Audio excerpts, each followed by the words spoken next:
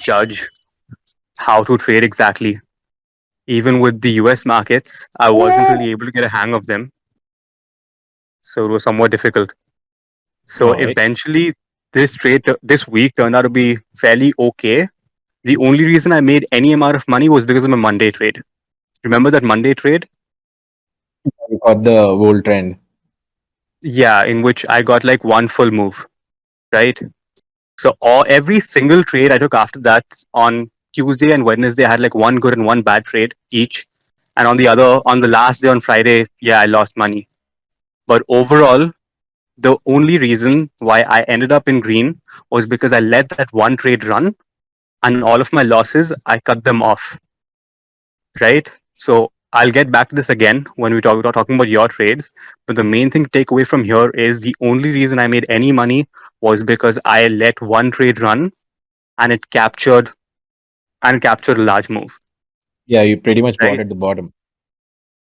Yeah, but I'm saying I took like three trades every single day, right? So that's Two or 15, three. 15 total trades. Yeah, two or three trades a day. That's 15 trades in the week. However, the only reason I'm profitable is because of that one specific Monday trade. Okay? And So that's something I wanted to keep in mind. This is usually what happens. You have your big winners, which really affect your portfolio.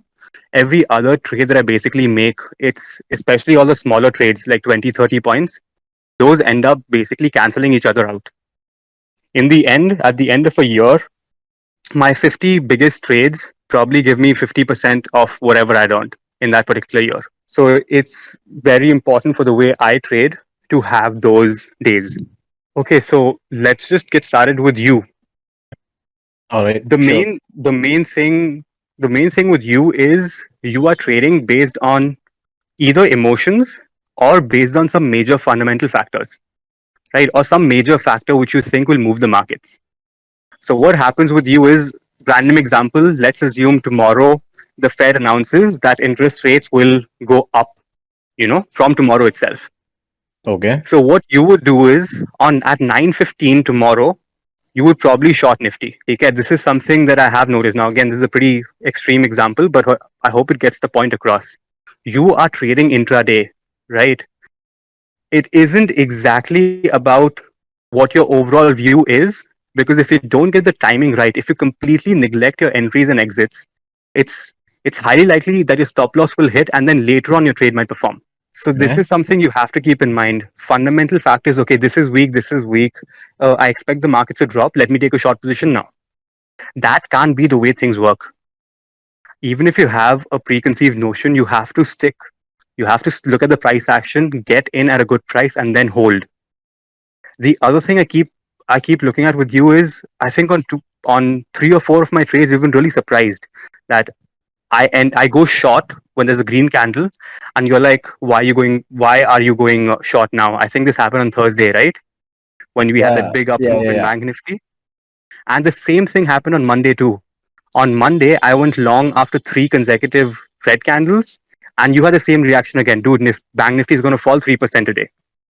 Why are you going long now, right? So in both those cases, and both those moves were basically day high and day low, correct? Yep. So you have to be willing to take trades when the market seems overextended. Now, unfortunately, with the Thursday trade, I think if you remember, I caught the top, but then I cut it off really quickly, right? And you And then I went took another long. long position. Yeah. Yeah. So I fucked that all up completely. However, the main point is I still had the guts to go short at the top, right? Yeah. In So both that. instances. Continue. Yeah, and at those times, you had the completely opposite mindset of, okay, it has moved so much already, it will keep moving now, right? Because I was kind of expecting it to be trendy and it was kind of choppy throughout the week. A candle green next to Mm. a red. So yeah, I got fucked in that. Yeah, another thing is, look at all the trades you took today. If you had held on to your winners, if you'd held on to that one winner that you had this week, you would have been profitable. That trade you took on Friday, Yeah, I think your which one? puts went up like 2x or something, no? Yeah, yeah, yeah, yeah, yeah. This is another very important thing to keep in mind. If you have a widder, you should have the ability to let it run. Yeah, I paper handed So it your like really bad. yeah, so your psychology really needs some work. So you are making, despite being in the markets for over a year and stuff, you're still making this basic mistake of as soon as your trade goes into profit, you have this mental, you get really scared. Fear grips you, and you're like, okay, let me just exit this trade right away. At least I'm making some money. Nobody ever went broke booking profits. Let me just take this trade. Let me just take whatever money I'm currently getting. Right? Yep. Yep. Agreed. Instead, you have to flip this. You have to flip this. Fear and greed should be opposite.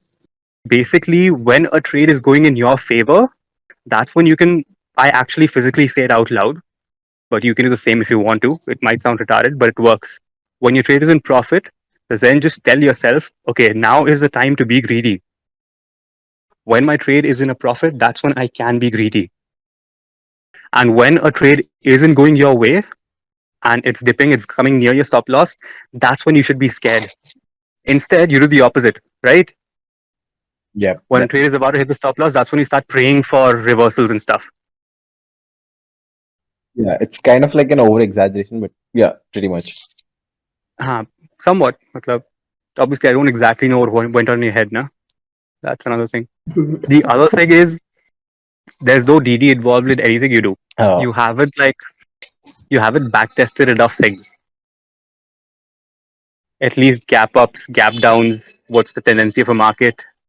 You know, once Nifty goes up by this much, or once Nifty falls by this much, what's the probability of something happening? So, for example, something this is something which is extremely easy. If even if you just spend 15 minutes looking at the charts. However, unless you actually try to study it right, it doesn't immediately pop out. So, I'll give you an example, and this works really well. As we know, fear spreads faster than greed, right? This is something we've all learned in some book somewhere. The yep. reason how you can use this in real life trading is usually when you have like a crazy up move, right? Imagine you have like 10 straight green candles, right? So the market's going upwards. Hmm. There's a higher, and then the market starts slowly reversing. There's a higher tendency that this market will now not cross the stop point.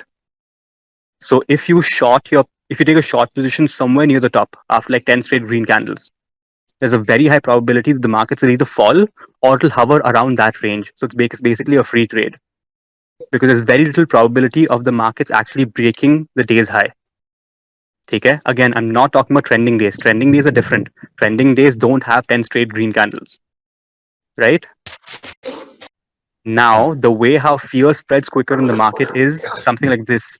Once the market falls and it falls really hard, there's a higher tendency of the market falling faster than rising. So if you take a reversal position after 10 straight green candles, there's a high chance of that trade working. But if you take a reversal trade when the markets are falling, there's a much lower chance that it works out. Okay? So this is something which you can easily verify by just going through Zerodha charts, you know?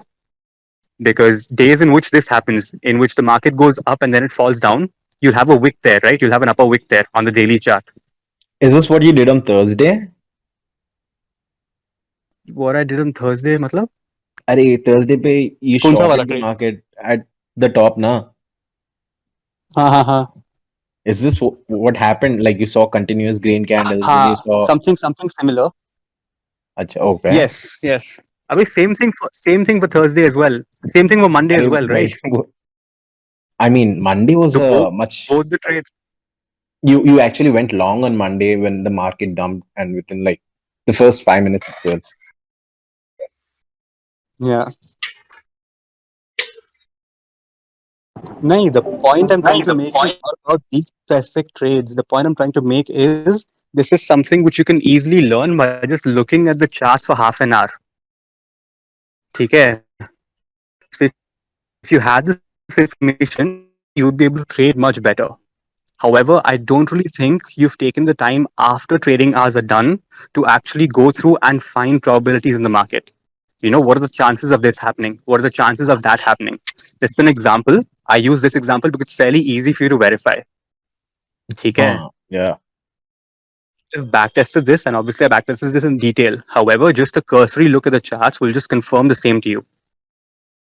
when the market dumps, so on a daily chart, a red candle, there are higher chances of a red candle being full bodied as compared to a full bodied green candle.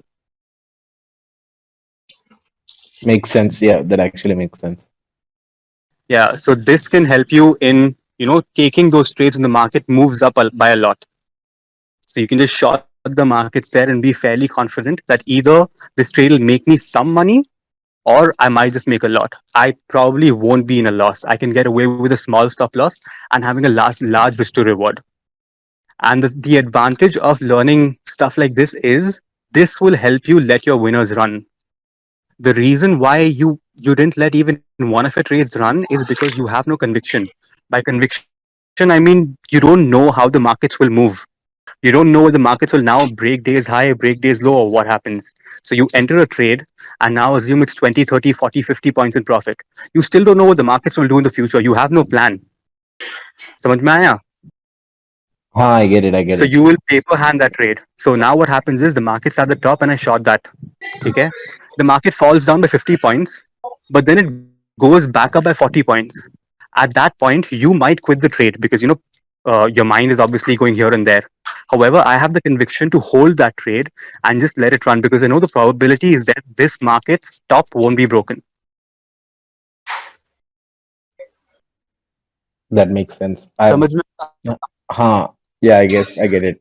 So this is basically how trading works. You read a book that fear spreads faster than greed, so the markets dump harder or whatever.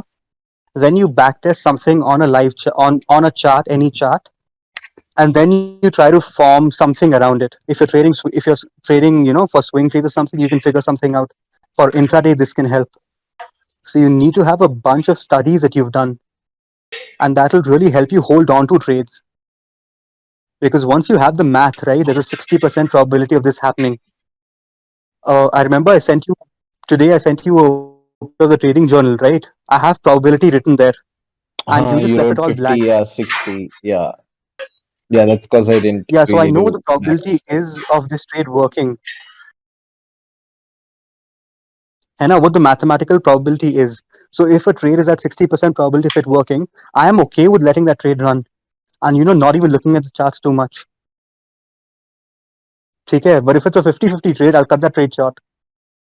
If that trade goes in a loss, fuck it, I'll book the loss. And if Okay? it's like a 40% probability trade, you'd probably not take it. I'm not even taking it, yeah. Okay, get it. There's something else I want to mention here.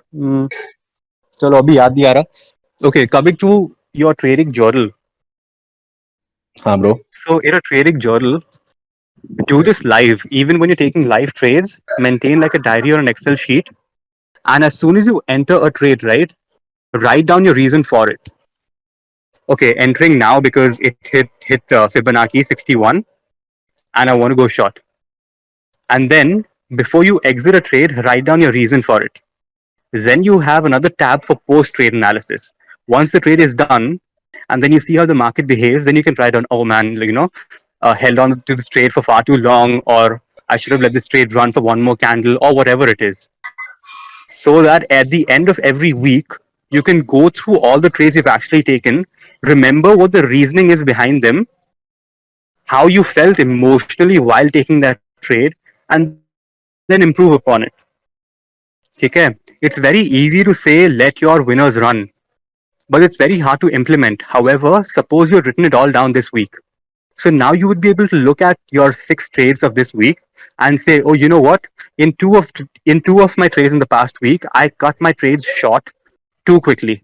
I closed my position too early. So let me not do that this week. Correct? Makes sense? Yeah, improve. The prob Yeah, the problem with doing it all now over the weekend is you don't really remember your mentality. Do you remember how scared you were when you exited that winning position? Or how you felt exactly? Emotions are hard to write down, but that's something which you will encounter again. Correct? Next week when you have like a crazy good position, you might feel that same emotion. But one day later or 1 hour later that emotion goes away, right? Huh, true. So it's hard to Yep. write down. So you need like a daily trading journal of every trade you take with your emotions written down. This is one thing. So now you have a list of every trade you've taken this week, along with your reasons for your entry, the reasons along with the chart where you separate column where you write down why you are still holding on to this trade, another column when you write why you exited, and you're done for the day. Okay, write all this down. Then at the end of every trading day, I do it every single day. You can do it on the weekends if you have less time, since you have a full-time job and stuff. What you can do on the weekends is go through all your trades and try to perfect them. You know, okay, this trade should have held on for one more candle. This trade shouldn't have taken it all. This trade X, this trade Y. And the other thing you have to do is on this day, what would have been the perfect trade? On this day, I should have shot at this particular time when this thing happened in the markets. On this day, this should have been done. This should have been done. This should have been done. And then compare the trades you took with the perfect trades of that day and see what your mentality was missing.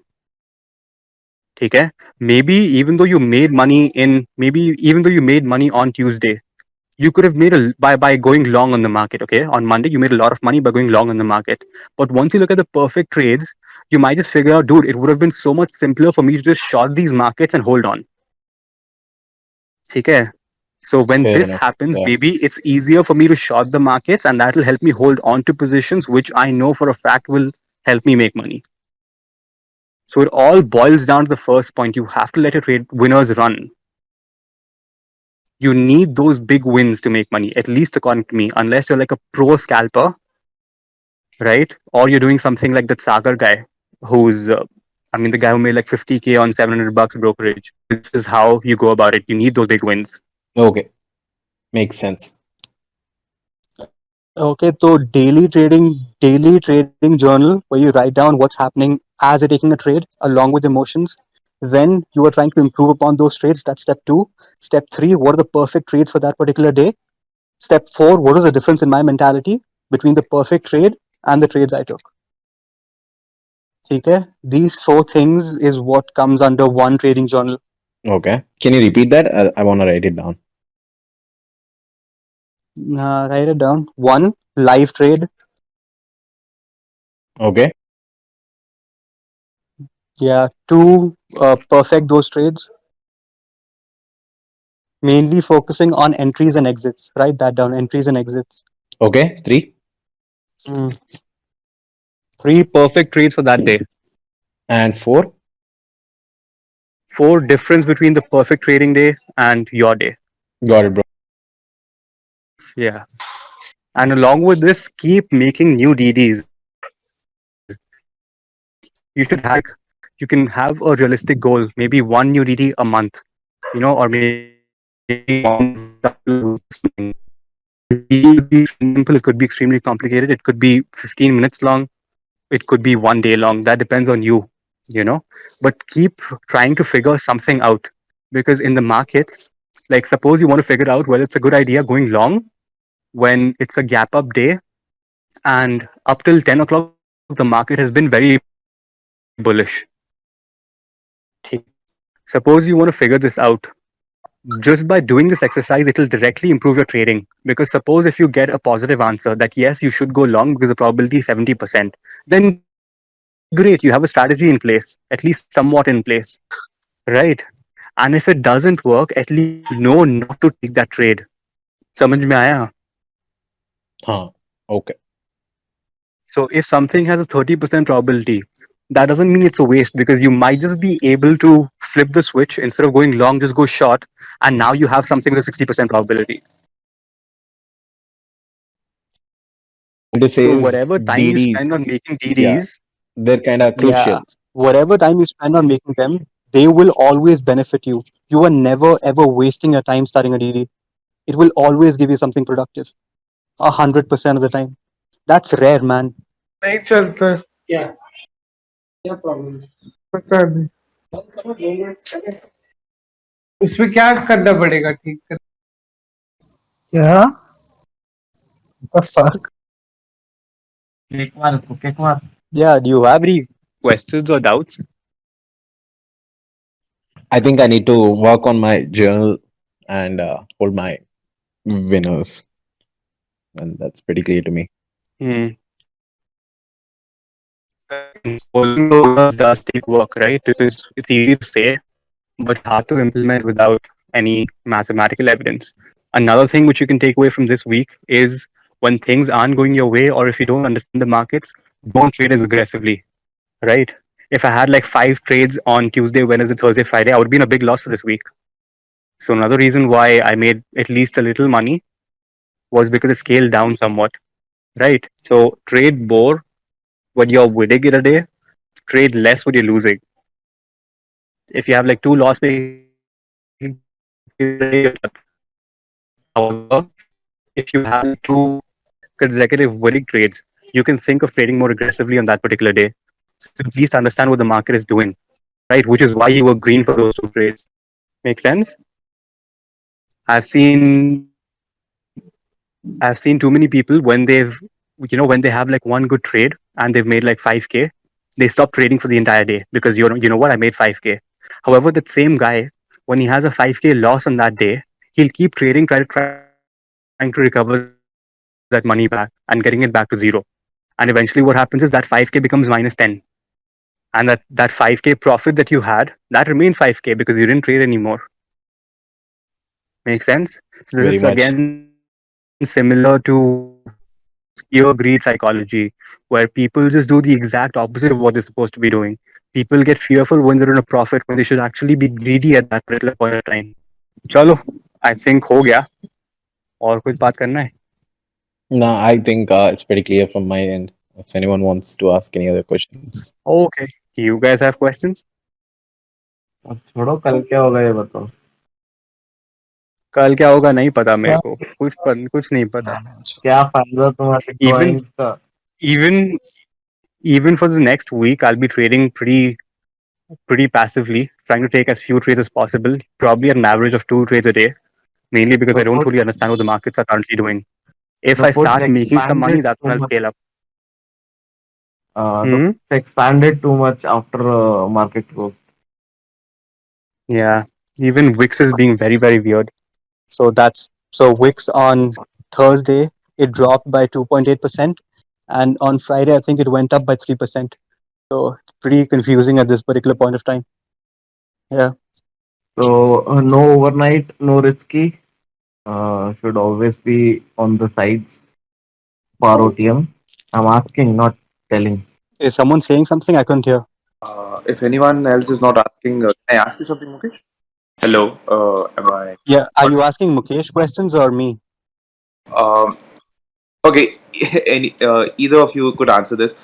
So I am someone who's just started trading in like for 2 months, and the thing that kind of baffles me is, should I compulsorily trade just to gain some experience, or is it something that I should set off a particular day or two and just look back at what my mistakes have been? Because it's a question like for in terms of psychology, that okay, if I have to learn about the markets, I need to be there every single day, and I have to take. Yeah. Okay. So we've covered this before. So for most beginners, what I recommend is starting off with strats. Look at option strategies. Look at that channel. Post your trades there, and don't trade intraday in the beginning. Try to take monthly trades because I believe it's really important for you to be in the markets. So experience isn't just looking at the charts. You gain experience by actually trading. The problem with trading intraday as a beginner is that your time span can be very short and can be very costly because intraday can, ruin a lot of money. Instead, take like a fixed spread. So take like a monthly spread. Right now it's June, maybe May expiry, something which gives you like a 3K profit and a 3K loss. That 3K profit and 3K loss, that's not the point of the trade. The point is that your trade will keep running for the entire month. So you'll have emotions involved with the trade, and you'll also see your P&L fluctuate up and down.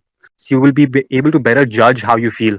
So in the beginning, with just 2 months of experience, it's better to take spreads, even if it's something as simple as bull calls or put spreads or something like that. Start off very simple. You make X amount, you lose X amount, and just let that trade run. Whether you make money or lose money doesn't matter. You'll get to learn quite a bit. Just do this for 3 months, and you'll be able to figure something out with the markets and about yourself. So don't start off with intraday. Okay, thanks. I would like Bird to note down what he said. Okay, don't let like don't be that emotional and be like a paper hand or something. Bar, please note down that. Dude, last Thursday, I saw what happened. I fucking fell asleep during my losses. I am paper Okay. hungry, dude. I would. Okay, guys. I'll leave now. Yeah. Thank you. Good night. Thanks, man.